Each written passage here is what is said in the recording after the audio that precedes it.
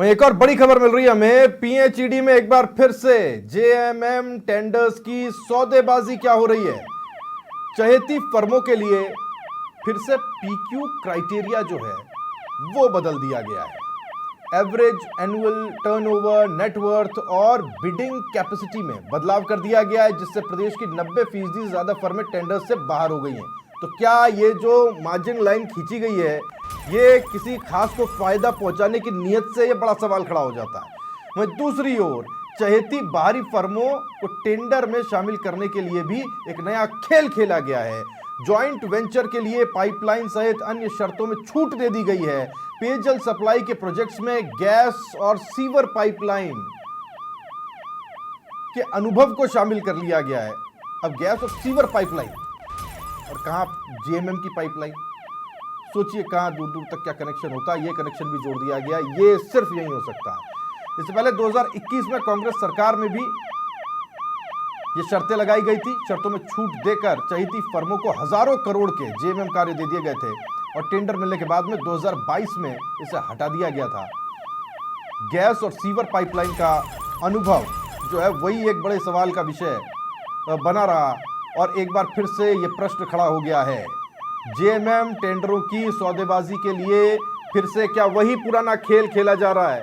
जिस जेएमएम की चुनावों के अंदर इतनी चर्चा हुई, लोगों के घर तक पानी नहीं पहुंच रहा, केंद्र सरकार का एक कहना चाहिए महत्वाकांक्षी प्रोजेक्ट है, कांग्रेस के ऊपर, कांग्रेस के तत्कालीन सरकार के ऊपर हजारों आरोप लगे। लेकिन सवाल यही है कि क्या एक बार फिर से नई सरकार बनने के बाद भी वही सब काम और वही खेल जारी है? और इसीलिए इन टेंडर्स को लेकर पीएचईडी की कार्यशैली पर गंभीर सवाल खड़े हो रहे हैं। आखिर पीएचईडी में कौन कर रहा है जेएमएम टेंडर्स की सौदेबाजी? इस सवाल का जवाब समाचार प्लस ढूंढ रहा है। दूसरा महत्वपूर्ण सवाल, किसके इशारे पर पीएचईडी में जेएमएम टेंडर्स की ये शर्तें बदली गई? पीएचईडी में किसने जेएमएम टेंडर्स में प्रतिस्पर्धा को समाप्त कर दिया, एक लकीर खींच दी जहां सिर्फ चहेती फर्म्स ही उस क्राइटेरिया को पूरी करती हुई दिखाई दे? समाचार प्लस पर जल्द हम इस पर एक बड़ा खुलासा करने वाले हैं। पीएचईडी में जेएमएम टेंडरों का ये नया सौदेबाज कौन है? समाचार प्लस ये खुलासा, बड़ा खुलासा आपके लिए लेकर के आएगा। और इस बीच हमारे एग्जीक्यूटिव एडिटर जितेंद्र शर्मा हमारे साथ जुड़ गए फोन लाइन पर, जानकारी उनसे लेते हैं। सरकार बदली जितेंद्र, तो ऐसा लग रहा था कि शायद उस सरकार बदलने के साथ में जेजेएम का तो भाग्योदय हो जाएगा, लेकिन जिस कुएं में भांग मिली हुई हो उनके पाइपों में से भी वहां भांग ही रिसती है, वहां पानी और शुद्ध जल की सप्लाई नामुमकिन है। एक बार फिर से वही स्थिति बनती हुई दिखाई दे रही है, बस सरकार बदली है, कामकाज वैसा का वैसा है। देखिए राहुल, बिल्कुल आपने सही कहा कि जो जल जीवन मिशन है, जो प्रधानमंत्री नरेंद्र मोदी की सबसे महत्वाकांक्षी योजनाओं में से एक थी और ये राजस्थान के लिए किसी भागीरथ से कम योजना नहीं थी। अगर ये सही तरीके से राजस्थान में इम्प्लीमेंट हो जाती, लागू हो जाती, तो प्रदेश के हर घर तक, जहां पानी के लिए आज कई किलोमीटर तक लोगों को भटकना पड़ता है, 2-2, 3-3, 5-5 दिन, 7-7 दिन तक पानी का इंतजार करना पड़ता है, वो इंतजार नहीं करना पड़ता। सबसे बड़ी पहली चीज तो मैं आपको बता दूं कि जेजेएम जो 31 मार्च 2024 तक जिसका कार्यकाल पूरा हो गया, वहां मतलब जो सरकार की गाइडलाइन थी केंद्र सरकार की, उसके अकॉर्डिंग मार्च 2024 तक ये काम पूरा हो जाना चाहिए था। लेकिन राजस्थान आज भी जल जीवन मिशन को ढूंढ रहा है। अभी तक टेंडर प्रक्रियाएं ही पूरी नहीं हो पाई और उसका सबसे बड़ा कारण है कि पिछली कांग्रेस सरकार में जो जबरदस्त भ्रष्टाचार हुआ था, फर्जीवाड़ा हुआ था, सौदेबाजी हुई थी जेजेएम टेंडरों की, उसके चलते करीब 50,000 करोड़ के टेंडर फाइनली ही नहीं हो पाए। 2 बार लगे, 3 बार लगे, 5-5 बार टेंडर कैंसिल हो गए सौदेबाजी नहीं होने के चलते, जिसके चलते प्रदेश की जनता को पानी नहीं मिल पाया।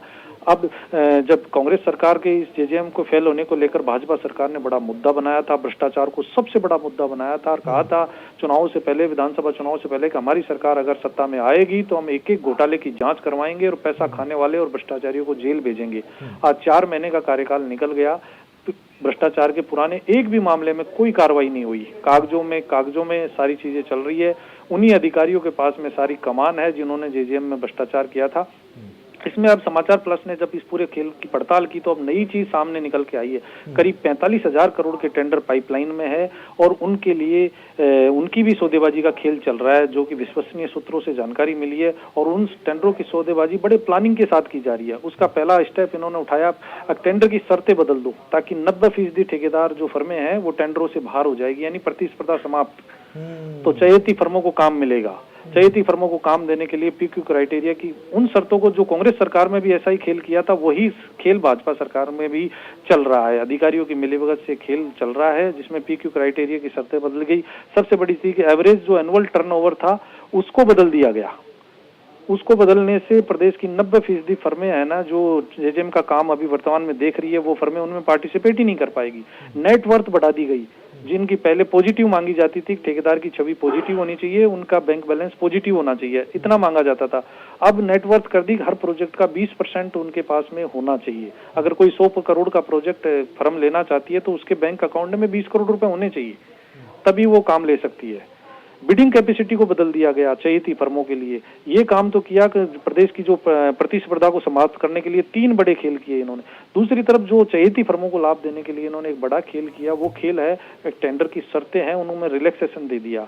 जेवी पार्टनरों को छूट दे दी गई कि उनके पास एक काम का अनुभव होना चाहिए। पहले ये था कि लीड पार्टनर के पास ही सारा अनुभव होना चाहिए, अब लीड पार्टनर के पास अनुभव नहीं है तो दूसरी फर्म के पास का अनुभव है तो उसको वो काम में ले लेंगे। दूसरी चीज इन्होंने की कि जो पाइपलाइन थी, जिसके पास पाइपलाइन का अनुभव नहीं है वो गैस की पाइपलाइन डालियो या सीवर की पाइपलाइन डाल दियो, उसको भी ये पास कर देंगे कि उसका अनुभव भी मान लिया जाएगा। अब जिस व्यक्ति ने गैस की पाइपलाइन के मापदंड अलग होते हैं, सीवर लाइन की पाइपलाइन के मापदंड अलग होते हैं, पेयजल यानी जो शुद्ध पेयजल उपलब्ध कराने वाली पाइपलाइन होती है उसके मापदंड अलग होते हैं, लेकिन इन्होंने पीएचडी के अधिकारियों ने मिलीभगत से इन तीनों को एक ही मापदंड में रख लिया और चयेती फर्मों को लाभ देने के लिए बड़ा खेल किया है। जी राहुल।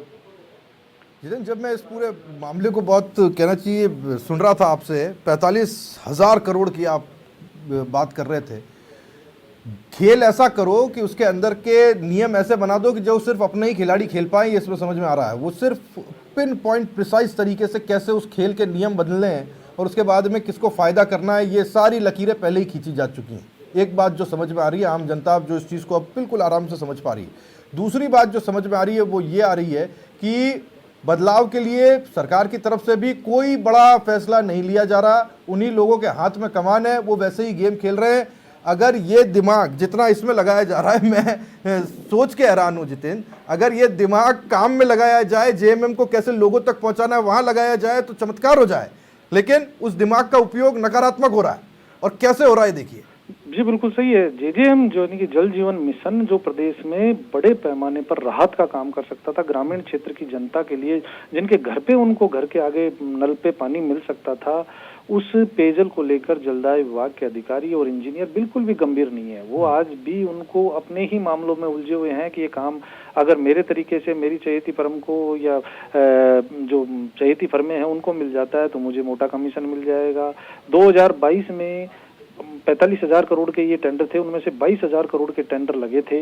उन टेंडरों की दरें इतनी ज्यादा आई थी, 40% 35% अबाउ दरों पे टेंडर अप्रूव कर दिए थे विभाग ने चयेती फर्मों को लाभ देने के लिए। लेकिन जब इस मामले की शिकायत हुई, मीडिया में मामला उछला, तो इस मामले को टेंडर कैंसिल करने पड़े फाइनेंस डिपार्टमेंट ने, और एक राइडर लगाया 15% से ज्यादा अबाउ रेटो यानी ज्यादा दरों से, इससे ऊपर की दरों पर टेंडर अप्रूव नहीं किए जाएंगे।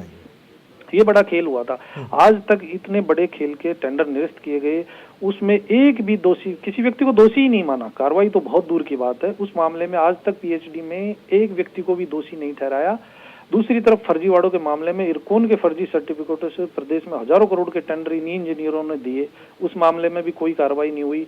ईडी अगर कार्रवाई नहीं करती तो पीएचडी राजस्थान के पर तो राजस्थान सरकार का, चाहे वो कांग्रेस की गवर्नमेंट हो चाहे बीजेपी की गवर्नमेंट हो, किसी भी अधिकारी पर एक मतलब जो कहते हैं ना कि एक प्राथमिक कार्रवाई भी होनी चाहिए, किसी को एपीओ करना, सस्पेंड करना या किसी को जिम्मेदार ठहराना, चार्जशीट देना, ऐसा कुछ भी नहीं हुआ। और उसी का नतीजा है कि जलदाय विभाग के अधिकारी और इंजीनियर इतने बेखौफ हो गए हैं कि वो अब खुलेआम भ्रष्टाचार कर रहे हैं। कोई रोक टोक नहीं है, किसी को कोई डर नहीं है।